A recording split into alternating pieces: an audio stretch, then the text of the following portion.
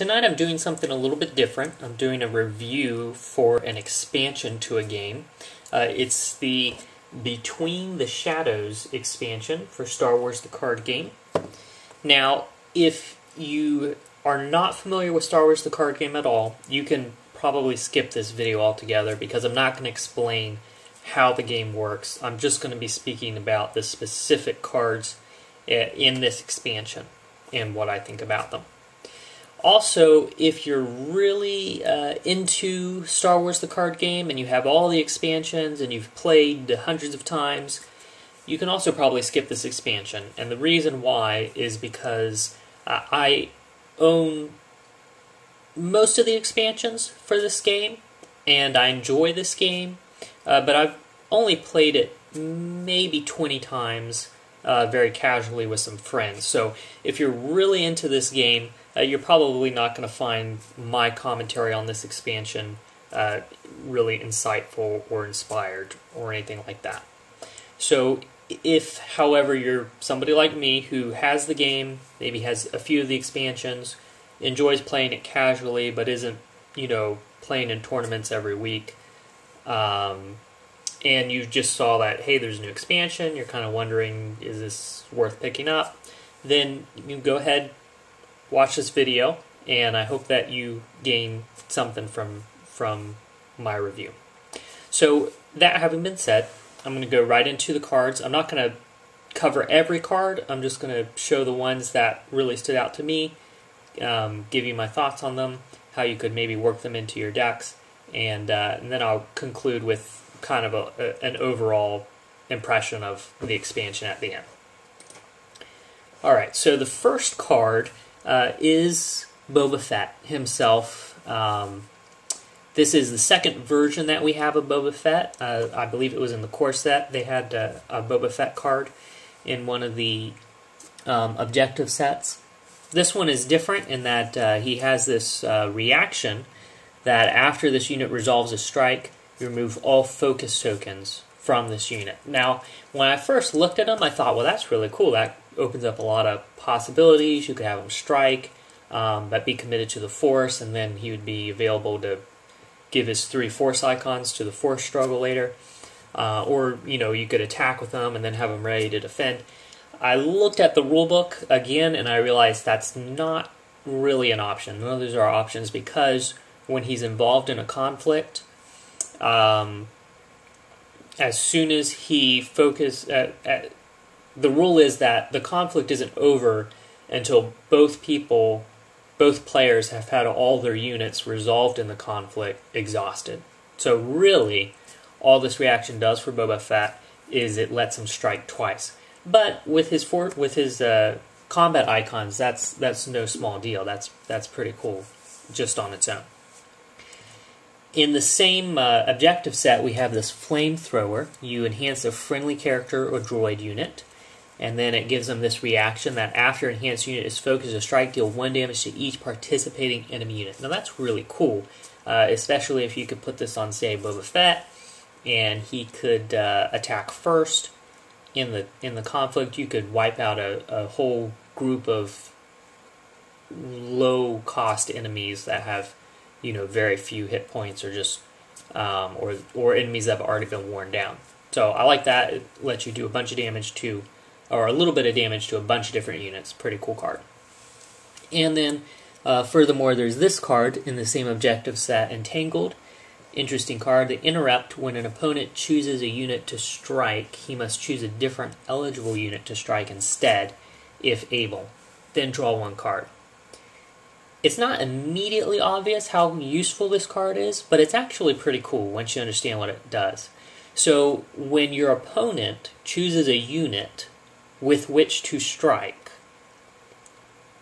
he must choose a different eligible unit to strike instead. So let's say you're going up against a player who's got Luke Skywalker and some kind of generic rebel trooper out there, and he decides he's going to strike first with Luke Skywalker.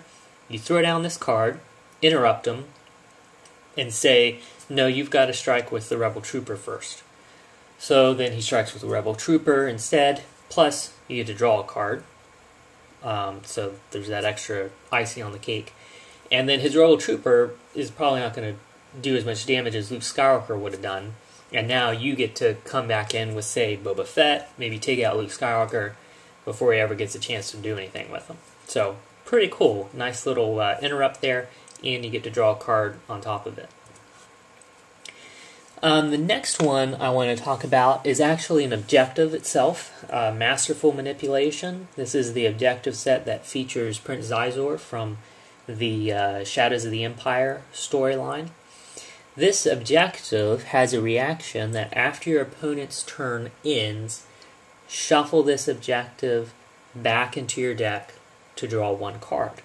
So this is optional. When your opponent's turn ends, you could shuffle this objective back into your objective deck to draw a card. So you get a card draw, and then of course it's going to go immediately to your turn, and at the beginning of your turn you'll replace this objective with another objective. So a couple of ways you could use this is if it's gotten some damage on it, like say it already has 3 damage on it, you could just shuffle it back into the deck. That damage essentially goes away, and it will be replaced with a new objective that is at full damage capacity. So that's pretty cool. It can help save you from having your opponent take out one of your objectives. Also, you get a card, so that's nice. You could spend both of the resources on it, putting 2 focus tokens on it, and then just at the end of your opponent's turn, swap it out for a new objective that's fresh with no focus tokens on it. Its resources are ready to grab. So that's one way that this objective is useful. But as you'll see, it also ties in nicely with some of the other cards in the objective set, such as Prince Xizor here. So he has a reaction that after an objective leaves play, capture 1 card at random from each opponent's hand. So capturing cards from your opponent is always nice.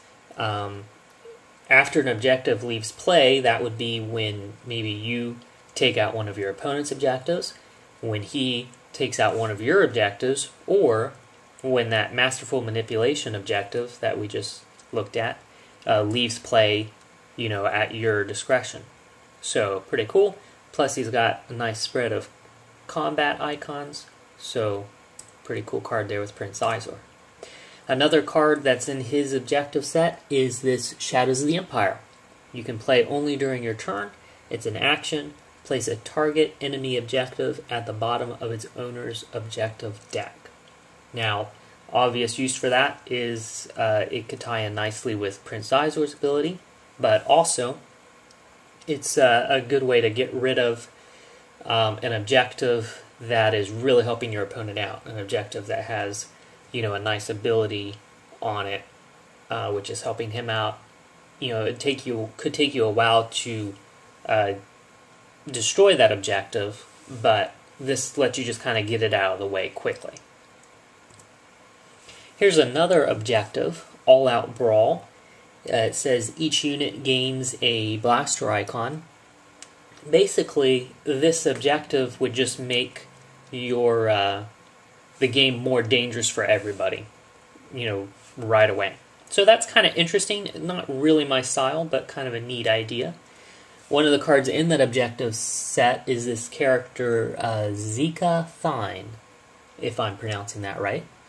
And he has an interesting forced interrupt, which is when this unit is destroyed, destroy each other unit in play. Basically like a big reset button that just wipes the board of all units. Again, not really my style, because I prefer to be able to build up, a nice little machine on my side of the table that can, pound at my opponent until I take him down. But, if you're playing a more defensive game, perhaps you could wait till your opponent's got out some of his best units, then you play this guy, and now it's just a matter of time before he loses all those really good units that he's been able to get out. And another one from the same objective set, Armed to the Teeth. This event card is played as a reaction. After a friendly unit is focused to strike, change each of its combat icons to a blaster until the end of the engagement. Kind of situational for whether or not the blaster icon is going to be better for you in that situation than whatever icons the unit already has, but in the right circumstance, that could be a pretty cool card. Another card from a different objective set is Bausch, the Bounty Hunter. He has a neat reaction, which is that after a Scum and Villainy unit ability captures a unit from play, you increase the Death Star dial by 1, limit once per turn. There's another Bounty Hunter character in the same objective set that could be the trigger for his ability. But there's also some other cards, available to the dark side that could trigger this ability. Basically, what I like about it is it lets you increase the Death Star dial by 1, which shortens the overall length of the game, puts the pressure on the light side to beat you before the Death Star dial reaches its peak. Another card, moving away from the Scum and Villainy faction, we have this Sith objective, the Investigation. Limit 1 per objective deck. The reaction is, after this objective is revealed, name a card. While this objective is undamaged, your opponent cannot play a card with that title. So that would be useful if you have an idea of what kind of cards are in your opponent's deck. So say you recognize one of his objectives that's in play, and realize that's going to mean he has a really good card in his deck, like say Luke Skywalker or Yoda. Then you could just name that card, and while this objective is undamaged, he can't play that card, which could really hamper his strategy. A unit that's part of that objective is Isaine Assard. She's from some of the novels. Wasn't a huge fan of her character in the novels, but the card is interesting. Has this reaction that after an opponent plays a copy by title of a captured unit or enhancement, reveal that captured card to return the just played card to its owner's hand. Basically, another way to prevent your opponent from playing certain cards. And Confiscation, another card from that objective set. Basically, same kind of thing. It has an action. You use it to enhance an enemy character unit, and then as an action, you can capture a light side card attached to the enhanced unit. Again, basically just restricting what kinds of cards your opponent can have in play. And the last card that I wanted to look at from that objective set is called Official Inquiry. You look at the top 3 cards of an opponent's deck, capture one of those cards, and place the others back on top of the deck in any order. Again, just a way to... This whole objective set is really focused on preventing your opponent from playing key cards. This is the last dark side objective set I wanted to look at, and it's for the Imperial Navy. It's called Family Connections. Reaction is, after you refresh, place 1 shield on each trooper unit you control. And the rest of the cards in that objective set really focus on making troopers more effective. For example, this general here, I'm not going to even attempt to pronounce his last name, has this interrupt that when a trooper unit you control with printed cost 2 or lower would leave play, return it to its owner's hand instead. So you get some troopers out there, as your opponent defeats them, instead of them being discarded, they just go back into your hand where you can quickly put them back out again. Have this card, Imperial Discipline. It's an enhance. You enhance your play area. It has the reaction that after a trooper unit you control leaves play, your opponent must deal 1 damage to an objective he controls. Limit 3 times per phase. Again, this plays in really nicely with the general because when your trooper leaves play, not only do you do 1 damage to an objective your opponent controls, but that trooper is going right back into your hand if you have the general in play, and therefore you can get him back out quickly. And again, that ties in nicely with this other card from the same objective set, Precision Fire. It's an event. As an action, until the end of the engagement, each trooper unit you control gains targeted strike and this forced reaction, which is after this unit resolves a strike, discard it. Now, again, very nice synergy with the other cards in the objective set. Basically, gives you the opportunity to forcibly discard troopers, which lets you do the damage to an objective your opponent controls if you have Imperial Discipline in play.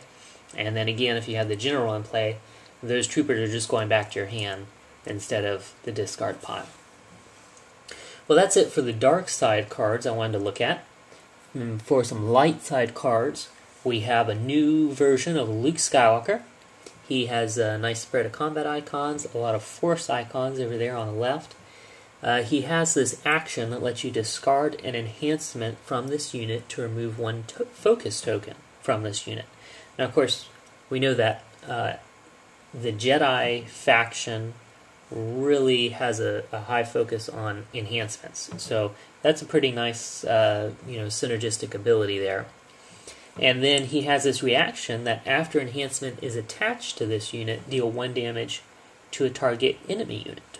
So basically, once you get Luke Skywalker in play, you want to put enhancements on him. As soon as they come on him, you can deal a damage to a target enemy unit. And then, as an action, you could discard that enhancement to focus Luke Skywalker, letting him maybe strike multiple times in an encounter or a conflict. Or letting him strike on your turn as an attack, but then be ready to defend on your opponent's turn, or so forth and so on. Nice enhancement to go with him is Luke's lightsaber. You gives him 2 blaster icons, one's edge dependent, and then it has the action that you can spend 1 Jedi resource to attach this enhancement to Luke Skywalker from your discard pile. So ideally, you'd get Luke into play, throw the lightsaber on him, use his action to discard it to remove a focus token from him, and then spend a resource to put it back on him, and then discard, and then put it back on him, and so forth and so on. Another interesting card from a different objective set is this Ewok Hunter. He's got a nice reaction ability, which is after this unit enters play, draw a card. And then he has an interrupt, which is when this unit leaves play, draw a card. So basically, by playing this card, you'll eventually get to draw 2 cards. One when you first play him, and then again when he leaves play. Now that fits in really nicely with this event here, Unexpected Assistance. Lets you move a focus token from a unique unit you control to a ready Ewok unit you control. That's pretty cool. You get some of these Ewok hunters into play, and then Unexpected Assistance lets you make your unique characters, like that Luke Skywalker, more effective. And then you have another Ewok-themed event called Retreat to the Forest. It's an interrupt that when an Ewok unit you control is destroyed or sacrificed, return it to its owner's hand instead of placing it in your discard pile. So, those Ewok hunters who give you a card draw when they leave play could be going back into your hand rather than your discard pile, letting you play them and then later discard them again for another 2 cards. Pretty cool little combo there. We have this other objective for the Rebels called Commando Raid. Limit 1 per objective deck.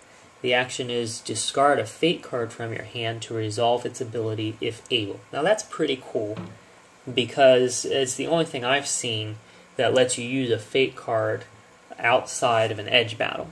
That's pretty neat. In that objective we have Lieutenant Judder Page. He has this ability that while this unit is participating in an engagement, it gains Interrupt. When you discard your edge stack, return 1 fate card, not named Twist of Fate, from the edge stack to its owner's hand.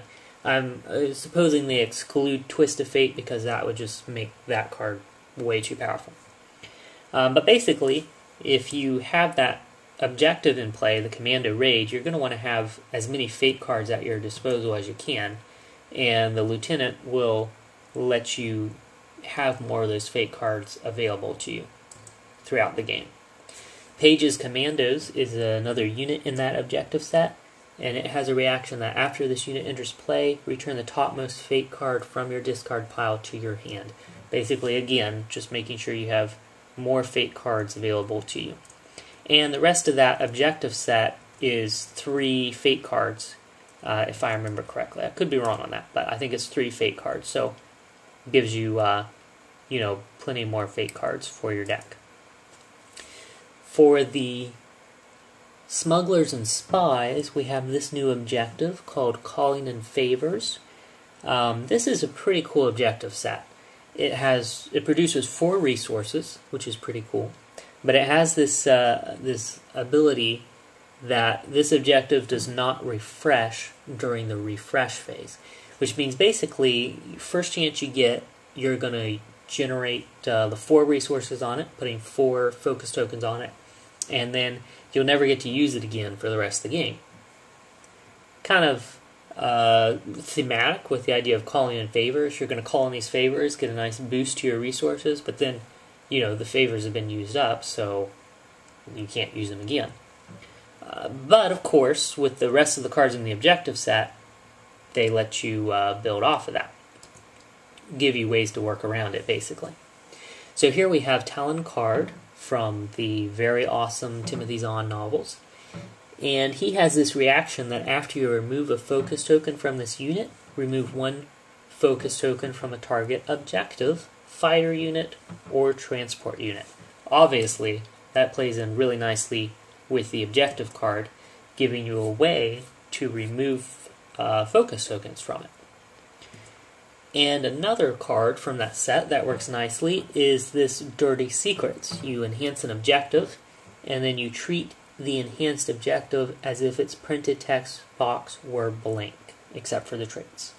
So you could put that on an opponent's objective that's causing you trouble, but of course you could also put it on Calling in Favors, which means that every turn you'd be removing focus tokens from it, just like any other objective. Pretty nice little objective set there. So those are the specific cards that really jumped out at me from this new expansion.